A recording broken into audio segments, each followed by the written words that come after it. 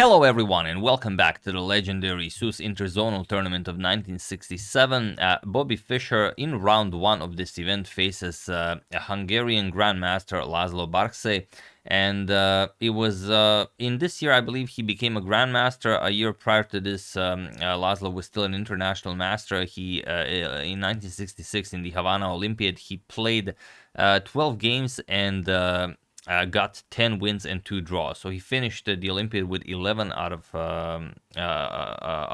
12, or yeah, 11 out of 12. He won individual gold, and his team got the bronze medal. So he is very strong. Was very strong at the time.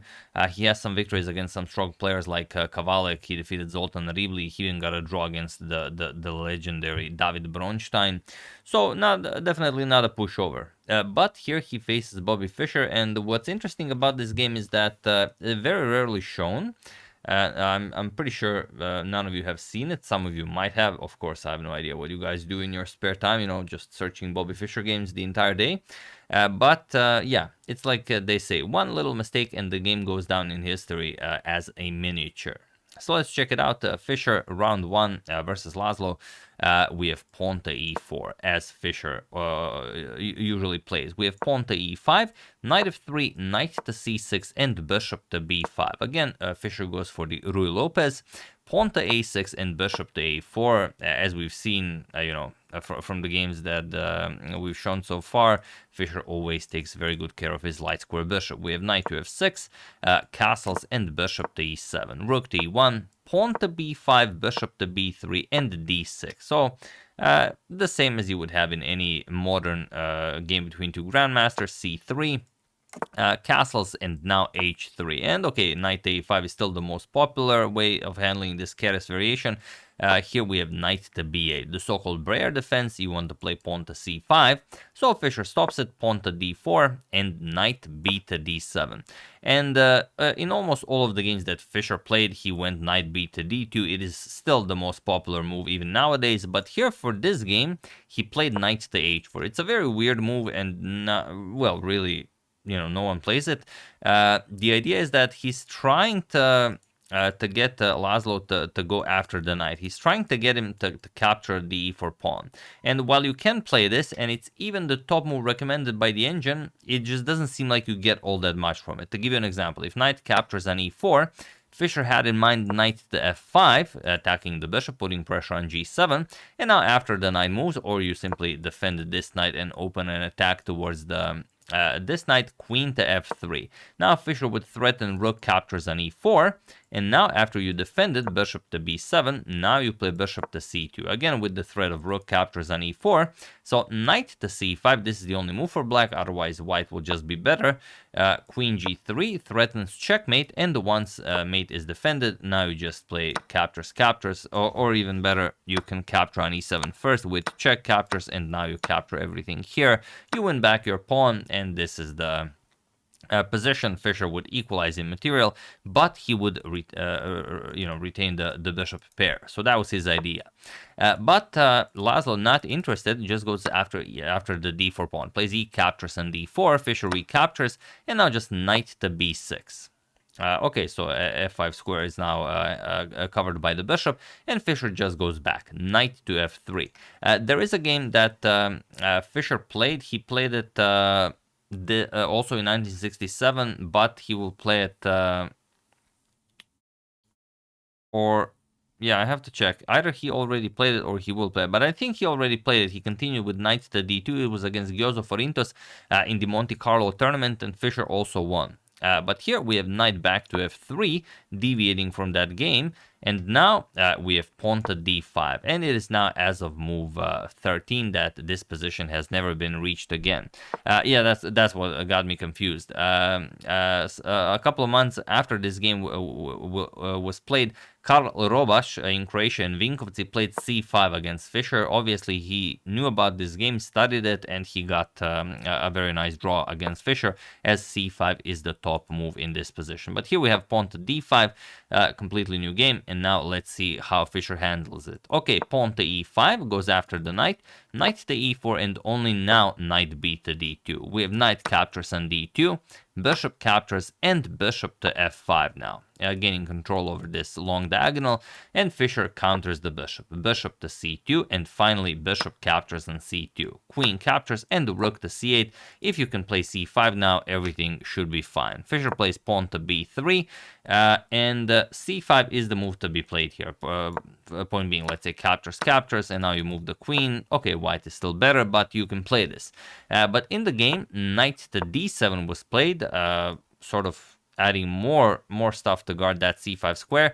But now Fischer throws in pawn to e6, and now you're not playing c5 anytime soon. We have f captures on e6, rook captures on e6, and can you play c5 now? Well, yes, you can. In fact, it's the only move you can play. So he does play it, but now comes Fischer's real trick behind pawn to e6. He plays bishop to a5, attacks the queen, and there's no way for the black queen to react other than to capture the bishop. For example, if you go queen to e8, queen to e2, and you resign here. If you bring another defender, you bring another attacker, and if you try to defend again, just knight g5, and that's it. You resign here.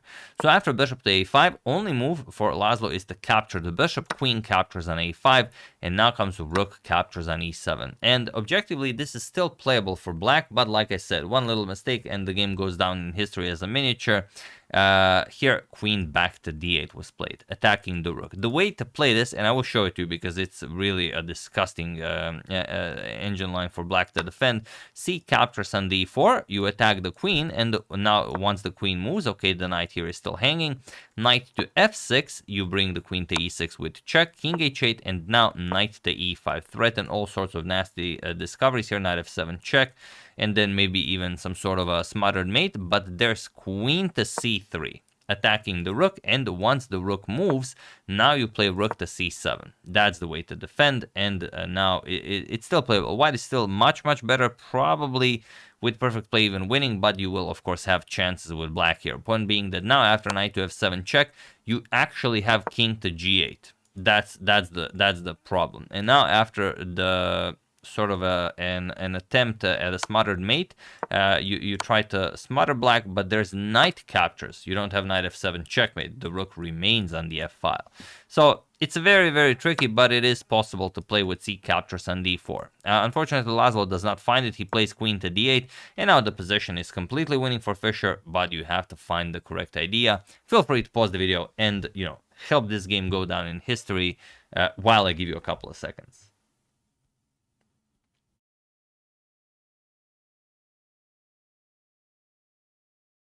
So for those of you who were able to do it, congratulations on finishing Fischer's miniature, and for those of you who just want to enjoy the show, it is knight to g5. This is what Fischer played, and it was in this position that Laszlo Barczay resigned the game, as there is nothing more to be done here. Point is, of course, if you capture the rook, this is mate in 1, so you will not be doing that. And if you go for anything else, let's say you play pawn to g6, only way to stop checkmate. Now, well, there are many moves that you can play, like the simple rook a to e1, and white is completely winning. But if you don't want to beat around the bush, you can also just play rook g7 check, and also it's more than sufficient. King captures knight e6 check with a monster royal fork here.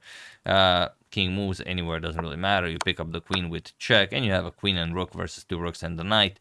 Also, you get a passed pawn, completely winning. If the rook attacks, you can even defend pawn to b4. There is zero counterplay here for black. So yeah, knight g5, beautiful move by Fischer. The game ends without Fischer's light square bishop, but the knight steps in to get the job done. So yeah, that's the game. Hope you guys enjoyed it. Round 1 from the Sousse Interzonal tournament. Hope you enjoyed it. We'll cover some other games, and then we're going to give you a detailed timeline of what happened here and why Fischer left. And for those of you who are asking on the update of the Steinitz saga, still preparing it. I don't have as much time as I would like to prepare it properly. So it's not happening at the moment, but it will happen. The books are here right next to me. I will show you.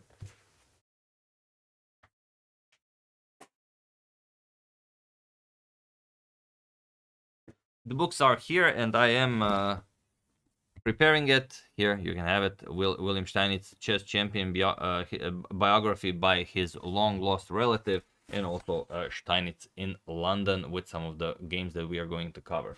Very dusty. Haven't been using this one for a while. Mostly been focusing on this one, but yeah, it is coming. I have not given up on it, but yeah, maybe some of you don't know. I've become a father for the second time, and well, time is a scarce commodity at the moment. I do what I can to keep you guys entertained, but you know, when the little Tal grows up a little bit, I will have more time. You know, he will also start attending kindergarten in some 10 months, maybe a year, and probably that's when I will be tackling the Steinitz saga at the latest. I might be doing it sooner, but I don't know if it will be possible.